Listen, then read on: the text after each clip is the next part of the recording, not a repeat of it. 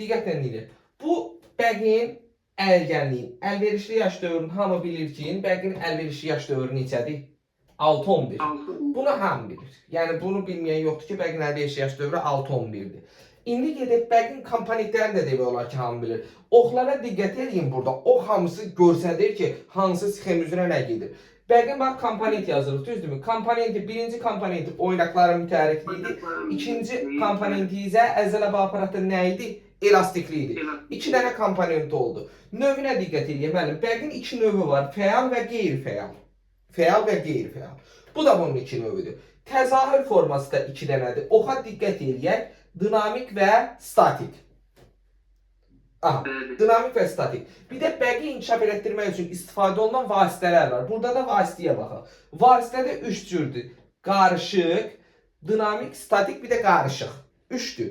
Dinamik, statik, qarışıq. İndi qarışıq hərəkətlər müəllim nələrdən yaranır? Dinamik və statikdən, düzdürmü? Aha. İndi getdik nəyə? Biz bunun açmasına gedək. Baxın, növ deyirsən, növ. Fəal və qeyri-fəal. Fəalın yaş dövrü ayrıdır, qeyri-fəalın yaş dövrü ayrıdır. Bəqin əlverişli yaş dövrü o heç 6-11'dir. Bunu hamı bildi. Fəalın yaş dövrü olur 10-14, qeyri-fəalınki olur 9-10. Bu bunların yaş dövrüdür. Və fəal əyilgənlik neçə formada olur müəllim? Fəal əyilgənlik 2 formada. Hansıdır? Baxın, ox göstərir. Dinamik, statik. Bəli, fəal əyilgənlik 2 formada olur. Dinamik və statik. Plus həmçinin onun kimi də qeyri-fəal əyilgənlik neçə formada olur müəllim? O da dinamik, statik. O da dinamik və statik. İndi bizə sual düşsə ki, dinamik hərəkətlər neçə formada olur? İndi bu oxa diqqət edək. Dinamik hərəkətlər hansı formada olur? Fəal, bir də qeyri-fəal. Demək olar ki, buradan belə bir nəticə çıxır ortaya ki, müəllim, fəal hərəkətlər də dinamik və statik ola bilir. Baxın, görürsünüzmü? Fəal da dinamik və statik olur. Dinamikin özü də fəal və qeyri-fəal ola bilir. Ayso, hamısı bir-birinə qarşılıqlı əlaqədədir. Növ 2 formada oldu. Demək olar ki, növümüz 2 dənədir. Fəal və qeyri-fəal. Fəal özü də 2 formada ola bilir. Dinamik və statik. Hərəkətlərin icrası, bədəni qızışdırmaq üçün istifadə olunan hərəkətlər nə idi? Bədəni qızışdırmaq üçün. Dinamik. İndi biz təkcə özümüz bədənimizi qızışdırmaq üçün istifadə etdiyimiz hərəkət nədir? Özüm təkcə eləyirəm. Dinamik fəal. Dinamik fəal. Çünki sən özün təkcə icra edirsən, düzdürmü bunu? Bəs yaxşı, kənar şəxsin köməyi ilə siz bədəninizi qızışdırmağa çalışırsınızsa? O statik, 6-10 saniyə. Yox, bədəni qızışdırmağa çalışırsan, kiminsə köməyi ilə. Dinamik qeyri-fəal. Kiminsə köməyi ilə bədən qızışırsa, dinamik qeyri-fəaldır. Statik hərəkətlər zamanı bədənin tərpənməz vəziyyətdə qalmalıdır. Biri var ki, mən körpü vəziyyətinə özüm gedən bədənimi statik saxlayam. Bu nə olacaq? Fəal statik. Özüm gedib. Yaxşı, Nurla mən, bəs siz mənə bədənimin körpü vəziyyətində gedib saxlamağa kömək eləsək, bu nə olacaq? Qeyri-fəal.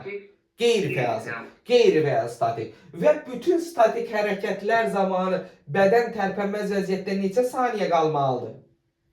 6-10 saniyə. 6-10 saniyə. 6-10 saniyə müəllim 3 hərəkət zamanı istifadə olunur. 1. Fəal statikdə, 2.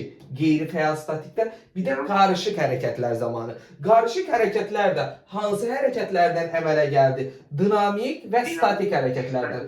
Dinamik hərəkətlərdə bədəni qızışdırıb, sonra biz, yəni hər hansı bir hərəkətin maksimal amplitudu ilə 1-2-3 dəfə yerləyib, bədənimizi həmən bir əşyaya söküb saxlayırıq. Dinamik hərəkəti icra elədiyimiz kimi, statik hərəkətdə mütləq şəkildə neçə saniyə saxlamalıyıq? 6-10 saniyə. 6-10 saniyə. Bu da oldu qarışıq hərəkətlər. Bəqi inkişaf etdirmək üçün istifadə olunan vasitələr deyərsə, bölünəcək 3 qrupa. 1.